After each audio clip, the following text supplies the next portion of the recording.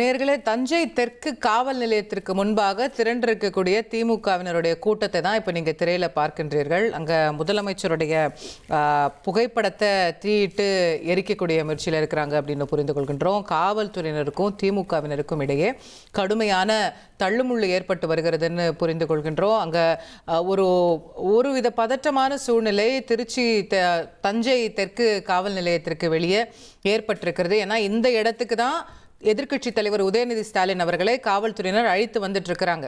இப்போ இந்த இடத்துல இந்த அளவிற்கான கூட்டம், இவ்வளவு திமுகவினர் குழுமி இருக்கிறாங்க, போராட்டத்தில் ஈடுபட முயற்சிக்கிறாங்கன்னு சொல்லும்போது அவர்களை தணிக்கக்கூடிய பணியில் காவல்துறையினரும் அங்கே ஈடுபட்டிருக்கிறத பார்க்க முடிகிறது. ஆனால் ஒரு தள்ளுமுள்ளு ஏற்பட்டிருக்குன்னு புரிஞ்சுக்கிறோம். நம்முடைய செய்தியாளர் சையத் கூடுதல் விவரங்களோடு இணைந்திருக்கின்றார். சையத், அங்கே இருக்கக்கூடிய சூழ்நிலையை விரிவாக விவரித்து சொல்லுங்க சையத். தமிழக சட்டமன்ற எதிர்க்கட்சித் தலைவர் உதயநிதி ஸ்டாலின் நேற்று நடைபெற்ற திமுக சார்பில் நடைபெற்ற கூட்டத்தில் அவதூறாக பேசியதாக தாவேகா சார்பில் தாலுகா காவல் நிலையத்தில் புகார் அளிக்கப்பட்டது. அவர் மீது உரிய நடவடிக்கை எடுக்க வேண்டும் என கூறி அவர்கள் தாவேகாவினர் நேற்று புகார் அளித்த நிலையில் இன்றைய தினம் காலை நீலாங்கரை இல்லத்தில் அவரை கைது செய்து காவல்துறையினர் தற்போது தஞ்சைக்கு அழைத்து வருகின்றனர். தற்போது நம்ம இருக்கக்கூடிய இடமானது தெற்கு காவல் நிலையம். இந்த பகுதியில் ஏராளமான காவல்துறையினர் குவிக்கப்பட்டிருக்கின்றனர். தற்போது 4 அடுக்கு பாதுகாப்பு என்பது போடப்பட்டுள்ளது. யாரும் உள்ளே செல்லாதவர் பாதுகாப்பு என்பது உள்ளே காவல்துறையினர் பாதுகாப்பு பணியில் ஈடுபட்டு வராங்க. முழுமையாக இருந்த போதும் இந்த கூட்டத்தில் ஏராளமான கட்சி நிர்வாகிகள் தமிழ்நாடு முதலமைச்சரின் புகைப்படத்தை எரித்து தற்போது போராட்டத்தில் ஈடுபட்டு வரார்கள். உள்ளே யாரும் செல்லாதவாறு பேரிகார்டுகள் அமைக்கப்பட்டுள்ளது. இப்போ தற்போது காவல்துறையினருக்கும் திமுகவினருக்கிடையே மிகப்பெரிய ஒரு தள்ளுமுள்ளு ஏற்பட்டிருக்கிறது. ஏனென்று சொன்னால் காவல் நிலையத்தில் 10க்கும் மேற்பட்டவர் தான் அனுமதிக்கப்பட்டிருக்கிறார். முக்கியமாக மாவட்ட செயலாளர், முன்னாள் மத்திய அமைச்சர் உள்ளிட்ட முக்கிய நிர்வாகிகள் மட்டுமே காவல் நிலையத்தில் அனுமதிக்கப்பட்டிருக்கிறார்கள். அதே போன்று வழக்கறிஞர்கள் உள்ளிட்ட முக்கிய நிர்வாகிகளும் அனுமதிக்கப்பட்டிருக்கிறார்கள். ஆனால் எங்களையும் உள்ளே அனுமதிக்க வேண்டும் என நிர்வாகிகள் தற்போது கூச்சலிட்டு கடுமையான கோஷங்களை எழுப்பி வருகிறார்கள். இந்த இடமே பார்த்தீங்கன்னா முழுமையாக கிட்டத்தட்ட ஒரு கட்சி நிர்வாகிகள் ஒரு கூட்டமாக காணப்படுகிறது. இந்த பகுதி முழுவதுமே காவல்துறையின் கட்டுப்பாட்டில் இருக்கிறது. தொடர்ச்சியாக இந்த பேரிகார்டுகளை தாண்டி செல்லாதவாறு ஏராளமான காவல்துறையினர் பாதுகாப்பு பணியில் ஈடுபட்டு வர்றாங்க.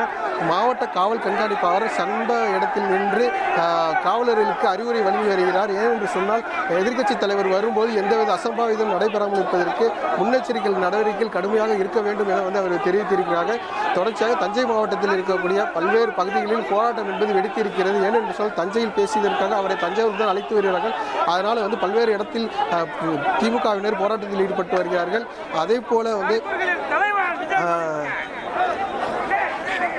போலவே பார்த்தீங்கன்னா இன்னும் சற்று நேரத்தில் அவர் காவல் நிலையத்துக்கு அழைத்து வர இருக்கிறார். அதனால் இங்கே ஏராளமான காவல்துறையினர் குவிக்கப்பட்டிருக்கிறார்கள். அதே போன்று தஞ்சை மாநகர பகுதியில் உள்ள நர்சரி பள்ளிகளில் விடுமுறை அளிக்கப்பட்டிருக்கிறது. என்று சொன்னால் குழந்தைகள் வீட்டுக்கு சீக்கிரமாக செல்ல வேண்டும் என்று அவர்கள் மத்தியானமே அவருக்கு விடுமுறை அளிக்கப்பட்டிருக்கிறது. இது தொடர்பாக பல்வேறு காவல்துறையினர் பல்வேறு இடங்களில் பாதுகாப்பு பணியில் ஈடுபட்டு வராங்க. அதே போல காலையில் நடைபெற்ற அந்த ஆர்ப்பாட்டத்தின் போது தாவேகா மீது திமுகவினர் தாக்குதல் நடத்தியுள்ளனர். அதனால் அவர்கள் மீது நடவடிக்கை எடுக்க வேண்டும் என கிழக்கு காவல் நிலையத்தில் புகார் அளிக்கப்பட்டிருக்கிறது. ரைட் சையத், இப்போ ஓரளவுக்கு அங்கே நிலைமை கட்டுப்பாட்டுக்குள்ளே வந்திருக்கா? காவல்துறையினர் அந்த திமுகவினருடைய போராட்டத்தை ஓரளவு கட்டுப்படுத்த முயன்றிருக்கிறாங்கன்னு புரிஞ்சுக்கிறோம். அதுக்கான ஓரளவு பலன் கிடைத்திருக்கிறதா, அல்லது இன்னமும் ஒரு பதட்டமான சூழ்நிலை அங்கே நிலவிட்டு இருக்கா? இல்லை, இப்போ இன்னும் கட்சிக்காரர்கள் இன்னும் அதிக அளவிலே கொண்டிருக்கிறார்கள். ஏனென்று சொன்னால் எதிர்க்கட்சி தலைவருடன் ஏராளமான வாகனங்களில் கட்சி நிர்வாகிகள் கொண்டு தான் இருக்கிறார்கள். அவரை நோக்கி, தஞ்சாவூரை நோக்கி பல்வேறு மாவட்டங்களில் இருக்கக்கூடிய நிர்வாகிகளும் தஞ்சையை நோக்கி தான் கொண்டிருக்கிறார். தஞ்சை மையப்பகுதியில் இருக்கக்கூடிய ராஜராஜன் மணிமண்டபம் சோழன் சிலைக்கு அருகே இருக்கக்கூடிய பகுதி தான் இந்த பகுதி. இந்த பகுதியில் தான் அனைத்து நிர்வாகிகளும் குவிந்து வருகின்றனர். இதனால் ஒரு பதட்டமான சூழ்நிலை ஏற்படுகிறது. காவல்துறையினால் முறையினால் கட்டுப்படுத்த முடியாத ஒரு சூழ்நிலை ஏற்பட்டிருக்கு. இப்போ காவல்துறையினர் அங்க இருக்கக்கூடிய திமுக முக்கிய நிர்வாகிகளோட ஏதாவது பேச்சுவார்த்தையில் ஈடுபட்டிருக்காங்களா? இதை எப்படி ஸ்மூத்தா கொண்டு போறதுன்னு சொல்லி? அல்ல, அது முக்கிய நிர்வாகிகள் நாங்கள் அவர்கள் வந்து அறிவுரை வழங்குகிறார்கள். தற்போது எதிர்க்கட்சி தலைவர் வரும்போது நீங்கள் எந்த ஒரு அசம்பாவித பணிகளில் ஈடுபடக்கூடாது என மாவட்ட செயலாளர் வந்து அறிவுரை வழங்கினார். ஆனால் இருந்த போதும் கட்சி நிர்வாகிகள் வந்து அவர் பேச்சை கேட்காமல் இன்னும் வந்து போராட்டத்தில் ஈடுபட்டு வருகிறது. தற்போது காவல்துறையினருக்கும் கட்சி நிர்வாகிகளும் மிகப்பெரிய ஒரு தள்ளுமுள்ளு, ஒரு மிகப்பெரிய ஒரு கலவர காட்சியாக தான் இந்த தற்போது காணப்பட்டு வருகிறது. எவ்வளவுதான் காவல்துறை அனுப்பினாலும் இங்கே வந்து ஒரு கலவர பூமியாக தான் காணப்பட்டு வருகிறது. தற்போது ஏராளமான காவல்துறையினர் வந்து பாதுகாப்பு பணியில் இருக்கிறார்கள்.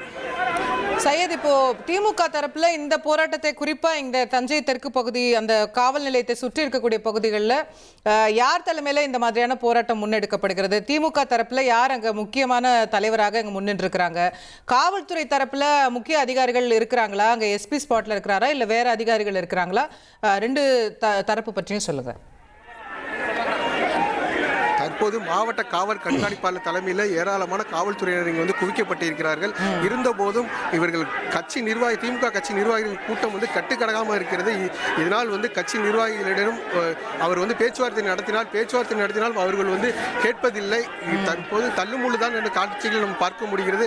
அதனால் வந்து இன்னும் காவல்துறையை அதிகப்படுத்தி இன்னும் கட்டுக்குள் கொண்டு வர வேண்டும் என்பது பொதுமக்களின் கோரிக்கையாக உள்ளது.